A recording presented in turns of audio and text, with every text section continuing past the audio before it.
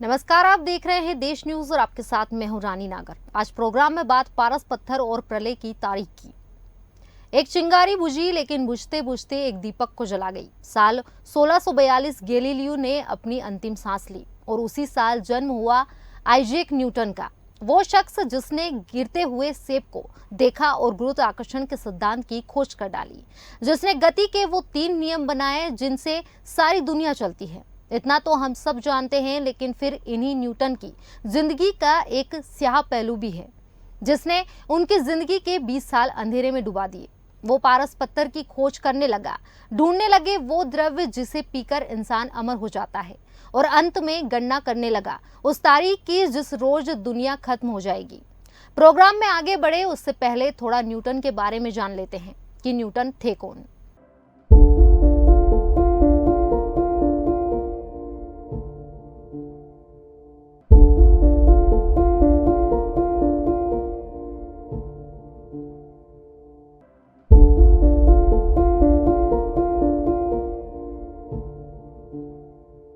Newton की मां के अनुसार जब वो पैदा हुआ तो इतना छोटा था कि एक मग में समा जाए। पैदा होने से पहले ही पिता की मृत्यु हो चुकी थी और पैदाइश के कुछ दिन बाद मां ने किसी और से शादी कर ली। न्यूटन की परवरिश उसके नाना नानी ने की। बचपन से ही काफी मेधावी था। 6 साल की उम्र में उसने अपना पहला मॉडल बनाया, एक चक्री जिस पर ऊपर चूहा घूमता था और नीचे आटा पिसकर निकल आता था। हालांकि मां के छोड़े जाने और पिता की मौत ने उसे काफी अकेला भी कर दिया था। कई साल बाद जाकर जब न्यूटन ने अपने द्वारा किए गए पापों की लिस्ट बनाई, उनमें एक जगह लिखा था, मैंने अपने सौतेले पिता और मां को जिंदा जला देने की धमकी दी थी। न्यूटन जब स्कूल गया, वहां एक लड़का उसे परेशान करता था। शुरुआत में उसके नंबर भी कम आते थे, लेकिन फिर उस लड़के को जो उसे परेशान करता था उसे दिखाने के लिए उसने मेहनत करना शुरू किया और अच्छे नंबरों में पास हुआ। बता दें, इसी दौरान 5 साल तक उसने एक फार्मासिस्ट में के यहाँ काम किया।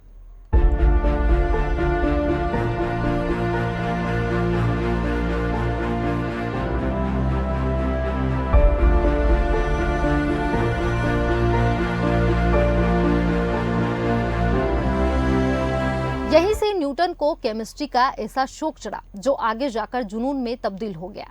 केमिस्ट्री में उस दौर में एल्केमी का चलन था। एल्केमी यानी केमिस्ट्री की ऐसी विधा जिसमें पारस पत्थर और अमरता देने वाले द्रव्य की खोज की जाती थी। हालांकि वो आगे की बात है। पहले चलते हैं सीधे उस सब्जेक्ट की तरफ जिसे हम सभी न्यूटन को जानते हैं, यानी ग्रेविटी की खोज। आम धारणा है कि न्यूटन ने गिरता हुआ सेब देखा और ग्रेविटी का पता लगा लिया, लेकिन ये बात सही नहीं है। हजारों लोग रोज चीजों को गिरते हुए देखते थे, लेकिन न्यूटन को पहला व्यक्ति था जिसने सवाल पूछा, क्यों? कारण एक और भी था। ग्रेविटी की खोज से पहले न्यूटन सालों तक ग्रहों की चाल पर शोध कर रहा था। इस दौरान 1661 में न्यूटन ने कैम्ब्रिज यूनिवर्सिटी में दाखिला लिया। यहाँ उसने अरस्तु, प्लेटो, गैलीलियो, केपलर जैसे विचारकों के लिखे हुए का अध्ययन किया। इनमें से योहानस केपलर के लिखे का उस पर सबसे ज्यादा असर हुआ। केपलर ने ग्रहों की चाल का सिद्धांत देते हुए कहा था, सभी ग्रह सूरज के आसपास अंडाकार कक्षा में घूमते हैं। अब सिद्धांत तो था, लेकिन गणित नहीं थी जो इसे प्रूव कर सके। यहीं पर एंट्री हुई न्यूटन की।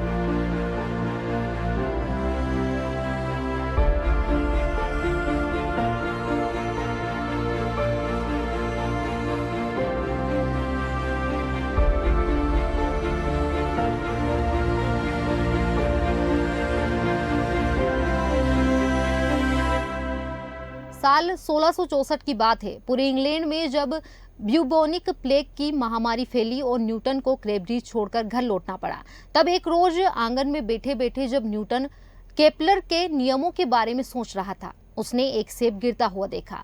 विलियम स्टकली अपनी किताब memories of sir Isaac Newton life में लिखते हैं, गर्मियों के मौसम में एक रोज खाने के बाद हम लोग बाहर जाकर गार्डन में बैठ गए और एक सेब के पेड़ के नीचे बैठकर चाय पीने लगे। न्यूटन ने मुझे बताया कि कई साल पहले वो ऐसे ही एक पेड़ के नीचे बैठकर सोच रहा था जब अचानक एक सेब गिरा और उसके दिमाग में पहली बार ग्रेविटी का ख्याल आया था।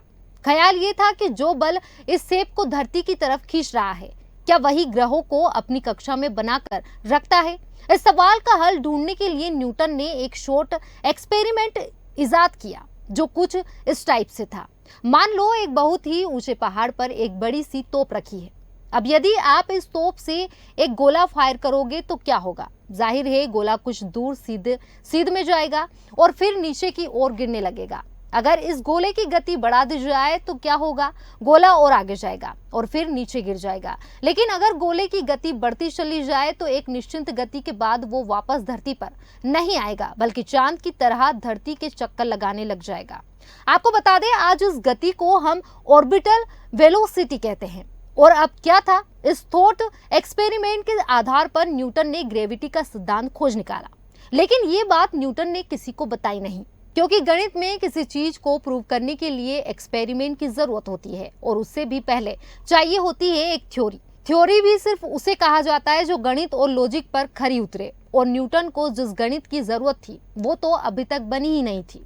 अब न्यूटन ने सोचा, चलो कोई नहीं, गणित भी बना लेंगे। अगले 3 साल तक न्यूटन ने अपने आप को पूरी तरह पढ़ाई में झोंक दिया और इन 3 सालों 1664 से 1667 को न्यूटन ने एनस मिराबिलिस का नाम दिया, यानी वो जादुई वर्ष जिनमें न्यूटन ने एक बिल्कुल नई गणित कैलकुलम इजाद यानी आविष्कार किया, गति के 3 सिद्धांत खोजे और ग्रेविटी की इक्वेशन भी लिख डाली। इसके अलावा इसी दौरान न्यूटन ने यह भी खोज निकाला कि जिसे हम सफेद प्रकाश समझते हैं वो असल में 7 रंगों से मिलकर बना है।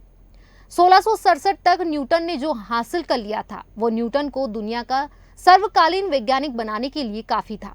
लेकिन ऐसा हुआ नहीं, बल्कि इन सब सिद्धांतों को पब्लिश करने में न्यूटन को 20 साल का वक्त लग गया। 20 साल बाद 5 जुलाई की तारीख को न्यूटन ने अपनी पहली किताब पब्लिश की।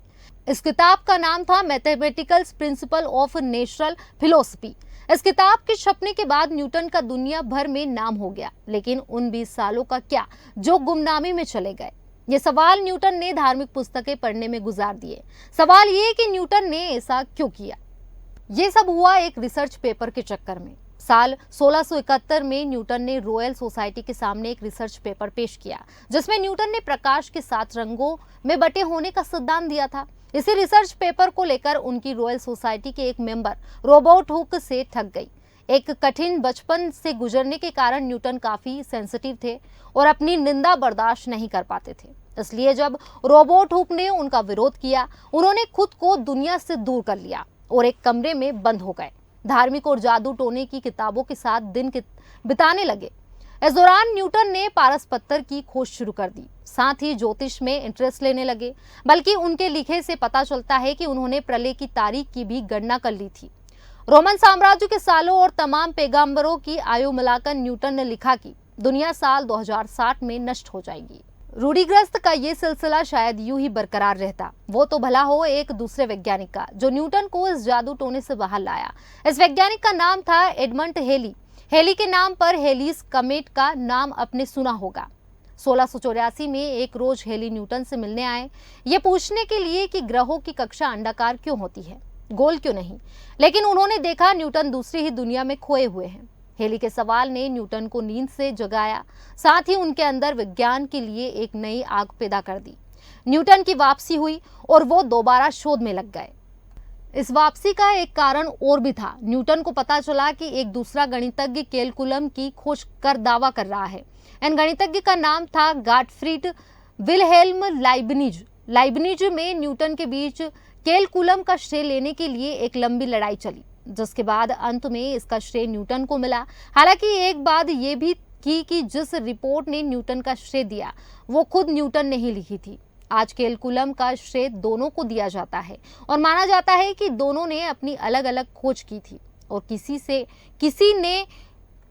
किसी ने किसी का कुछ चुराया नहीं था। बहरहाल न्यूटन को दुनिया भर में पहचान मिली अपनी उस किताब से जिसे 1687 में छापा था।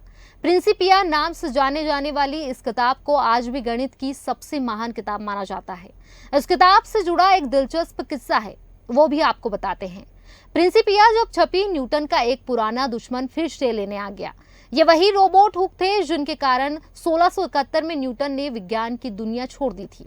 प्रिंसिपिया छपते ही उन्होंने दावा किया कि ग्रेविटी की खोज उन्होंने भी की है, इसलिए किताब में उनका नाम भी लिखा जाना चाहिए। किताब में नाम तो न्यूटन ने ही लिखा, एक काम ये जरूर किया कि रोबोट हुक का चेहरा ही मिटा दिया। वो ऐसे कि रॉयल सोसाइटी में रोबोट हुक की एक पेंटिंग टंगी रहती थी। न्यूटन जब इस सोसाइटी के अध्यक्ष बने, उन्होंने हुक की पेंटिंग उतारी और उसे नष्ट कर दिया। कमाल की बात यह थी कि हुक की ये इकलौती तस्वीर थी, इसलिए रोबोट हुक कैसे दिखते थे ये आज तक ठीक ठीक किसी को पता नहीं है।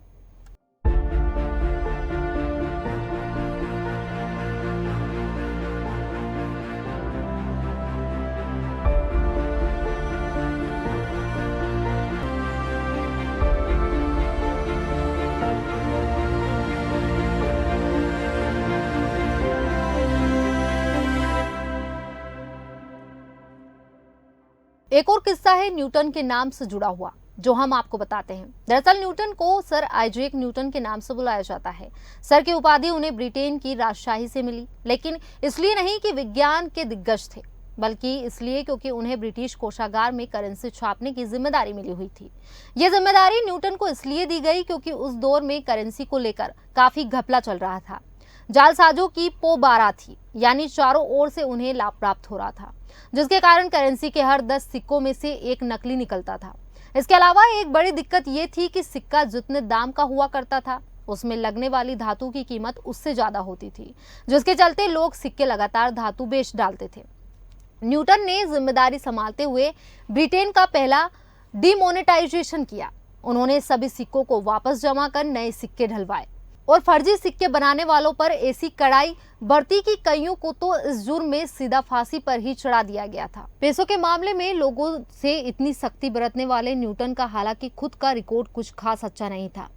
अपने अंतिम दिनों में उन्हें पैसे इन्वेस्ट करने का बुखार चढ़ा और इस चक्कर में अपना सारा पैसा डुबा दिया। हुआ यूं कि न्यूटन ने साउथ सी नाम की एक कंपनी में पैसा इन्वेस्ट किया। ये कंपनी साउथ अमेरिका में व्यापार करती थी। न्यूटन ने इस कंपनी के शेयर खरीदे और जल्द ही शेयरों का दाम 10 गुना हो गया। मौके का फायदा उठाते हुए न्यूटन ने शेयर बेच डाले और मोटा मुनाफा कमा लिया। लेकिन जैसे ही न्यूटन ने अपने शेयर बेचे, शेयर का दाम और बढ़ने लगा। पीछे ना छूट जाए इस डर से न्यूटन ने एक बार फिर कंपनी के खूब सारे शेयर खरीद डाले। जैसे ही न्यूटन ने शेयर खरीदे, कंपनी का गुब्बारा फूट गया और उनके सारे पैसे डूब गए। शेयर के दाम बढ़े क्यों और अचानक घटे क्यों? न्यूटन तमाम गुना भाग लगाकर भी इसका हिसाब लगा नहीं पाए और अंत में बोले, मैं अंतरिक्ष में घूमते पिंडों की गति नाप सकता हूं, लेकिन लोगों का पागलपन नहीं। अपनी तमाम खोजों के चलते भौतिकी के पितामह माने जाने वाले न्यूटन की मृत्यु साल 1727 में हुई। अपने अंतिम दिनों में वो पारस पत्थर की खोज में लगे हुए थे।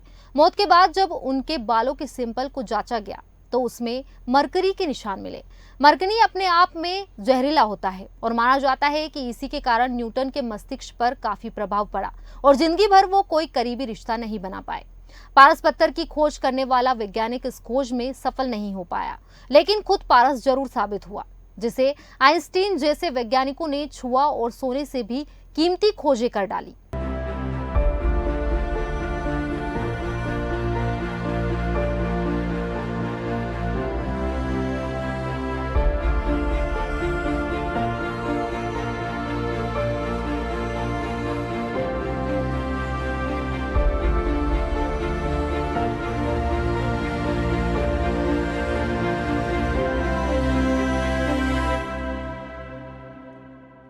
दुनिया में आज भी कई ऐसी चमत्कारी चीजें मौजूद है जिनके बारे में लोगों ने किस्से कहानियों में सुना है। ऐसे ही एक चमत्कारी पत्थर है पारस पत्थर, जिसके बारे में आपने कई कहानियां सुनी होंगी। पारस पत्थर कैसा होता है और ये इतना फेमस क्यों है, और साथ ही इसका रहस्य क्या है, और टिटहरी पारस पत्थर कहां से लाती है, जैसी किंवदंती के बारे में पारस पत्थर का विचार किस प्रकार से गढ़ा गया और इससे जुड़ी क्या कहानियां मौजूद है।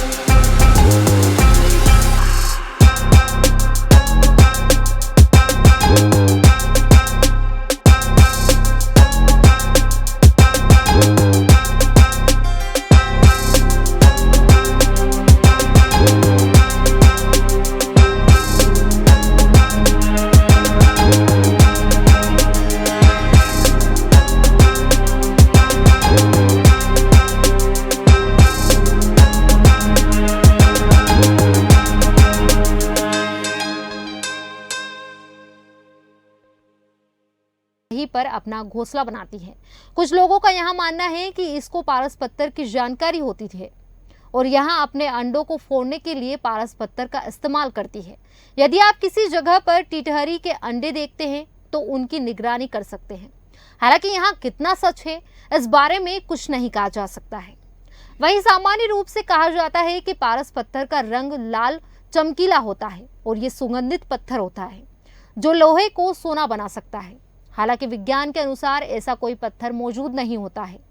किंवदंती के अनुसार 13वीं सदी के वैज्ञानिक और दार्शनिक अल्बर्टस मानुस ने पारस पत्थर की खोज कर ली थी। प्राचीन काल की कहानियों के अंदर यहाँ भी उल्लेख मिलता है कि कोए के पैरों के अंदर लोहे के छल्ले डाल दिए जाते थे और जब वही कोआ पारस पत्थर के आसपास बैठता था तो लोहा सोने के अंदर बदल जाता था। ऐसा भी माना जाता है कि पारस पत्थर एक जादुई चीज हो, क्योंकि कई ऐसी कहानियां ऐसी मिलती है जिसके अंदर यहाँ उल्लेख मिलता है कि पारस पत्थर एक जादुई चीज है और उसको अपनी शक्तियों से उत्पन्न किया गया था।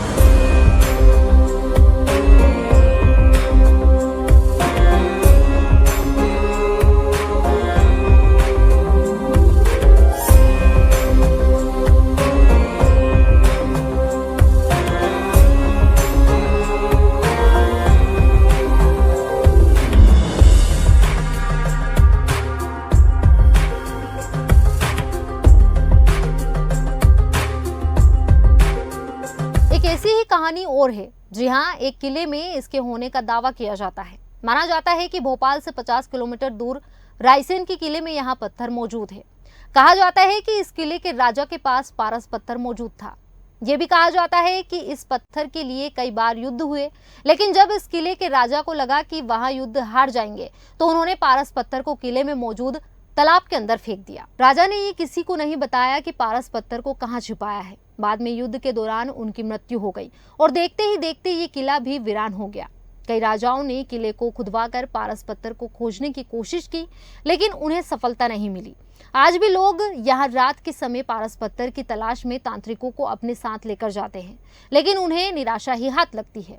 इस किले और पारस पत्थर को लेकर ये कहानी भी प्रचलित है कि यहाँ पत्थर को ढूंढने आने वाले कई लोग अपना मानसिक संतुलन खो चुके हैं, क्योंकि पारस पत्थर की रक्षा एक जिन करता है। हालांकि पुरातत्व विभाग को अब तक ऐसा कोई भी सबूत नहीं मिला है जिससे पता चले कि पारस पत्थर इसी किले में मौजूद है, लेकिन कई सुनी कहानियों की वजह से लोग चोरी छिपे यहाँ पारस पत्थर की तलाश में पहुंचते हैं। क्या सच में पारस पत्थर होता है, ये कहना थोड़ा मुश्किल है, क्योंकि इस दुनिया के अंदर जितने रहस्य आंखों से देखे जा सकते हैं उससे कई गुना रहस्य ऐसे हैं जो हम आंखों से नहीं देख सकते हैं। संभव है पारस पत्थर मौजूद हो और हम इसको खोजने का सही तरीका नहीं जानते हो। कुल मिलाकर इस प्रकार की संभावना से इनकार नहीं किया जा सकता है। हालांकि विज्ञान इस प्रकार की किसी चीज से इनकार करता है, लेकिन विज्ञान इस बात को भी मान चुका है कि इस सृष्टि के अंदर बहुत सारे रहस्य हैं जिन तक विज्ञान की पहुंच अभी भी नहीं है। पारस पत्थर का उदाहरण एक और संदर्भ में दिया जाता है। उल्लेख मिलता है कि सट सुधरही सत्संगति पाई, पारस परस कुधात सुहाई, जिसका मतलब है कि यदि अच्छी संगत में रहेंगे तो मूर्ख व्यक्ति भी सुधर सकता है। जैसे पारस पत्थर के संपर्क में आने से बेकार धातु भी सोना बन जाती है। अब पारस पत्थर है या मनुष्य में ही पारस के गुण है, यहाँ सवाल भी कई बार चर्चा का विषय बन चुका है। फिलहाल आज के प्रोग्राम में बस इतना ही। आप बने रहिए देश न्यूज के साथ। नमस्कार।